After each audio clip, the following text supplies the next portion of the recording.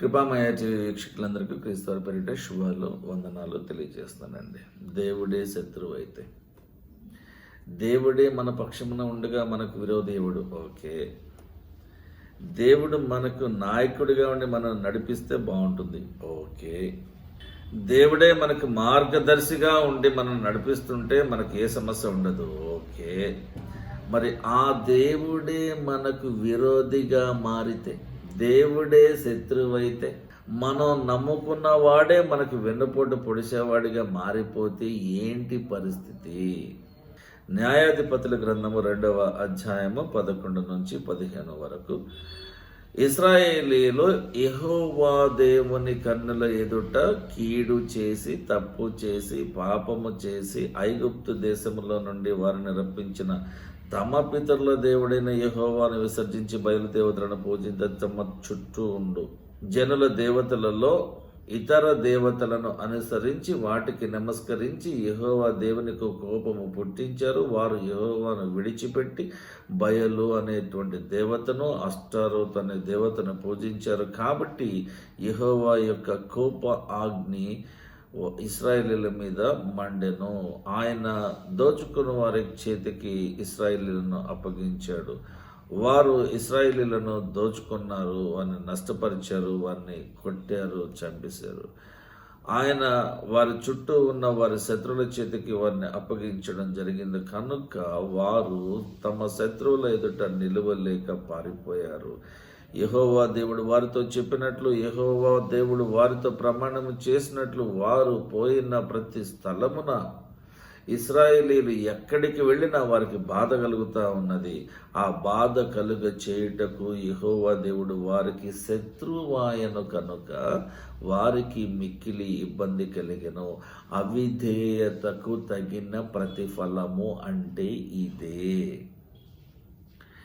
నువ్వెప్పుడైతే దేవుని ఆజ్ఞలను విస్మరిస్తావో, పక్కన పెట్టేస్తావో, మరచిపోతావో, పట్టించుకోకుండా ఉంటావో, అది పాపముగా పరిగణించబడుతుంది. యోహాను సువార్త 15వ అధ్యాయం 5వ వచనంలో యేసు ప్రభు వారు మాట్లాడుతున్న మాటలు చూడండి. ద్రాక్షవల్లిని నేను, తీగలు మీరు. ఎవడు నా యందు నిలిచి ఉంటాడో, నేను ఎవని యందు నిలిచి ఉంటానో వాడు, ఆమె, అతను బహుగా ఫలించును. నాకు వేరుగా ఉండి నాతో పాలు లేకుండా మీరు ఏమీ చేయలేరు. అంటే క్రీస్తును సంఘము వెలుపట ఉంచి ఆయనను ఆరాధిస్తున్నామని అనుకోవడము ఎంతటి పాపమో కదా.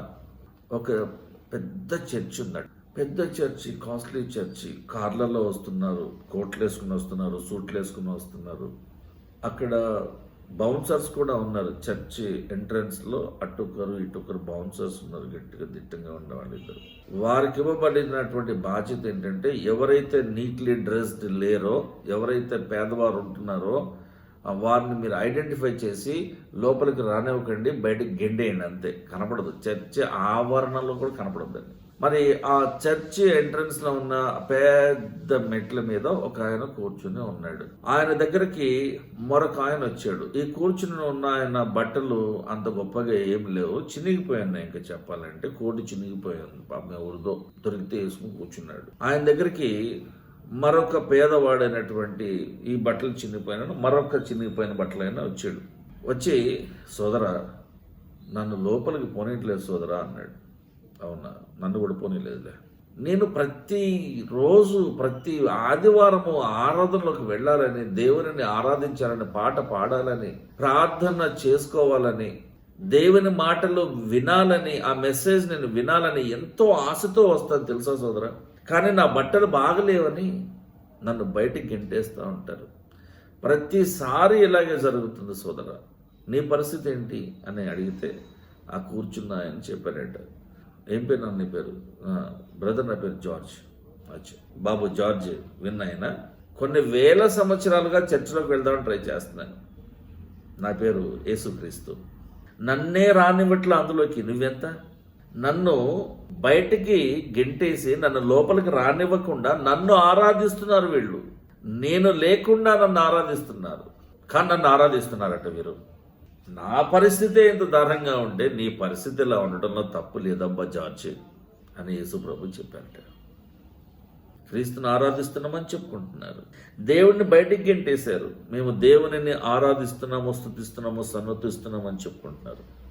ఎంతటి తప్పు. మనం ఎప్పుడైతే దేవుడిని పక్కన పెట్టేస్తామో ఆయన మనకు విరోధిగా మారుతాడు. ఎప్పుడైతే మనము దేవుడిని పక్కన కూర్చోబెట్టుకుంటామో ఆయన మనకు ఒక మంచి స్నేహితుడిలా మారుతాడు. ఆయన దేవుడు నీకు మిత్రుడిలా కావాలో శత్రువులా కావాలో నిర్ణయించుకో. చిన్న ప్రార్థన. పరలోకమందున్న మా తండ్రి, మా ప్రార్థన ఆలకించండి ప్రభువా.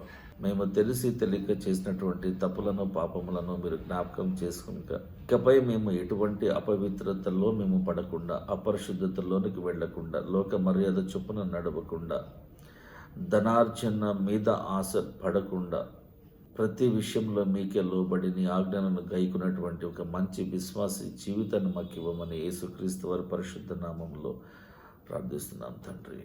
ఆమేన్. Thank you.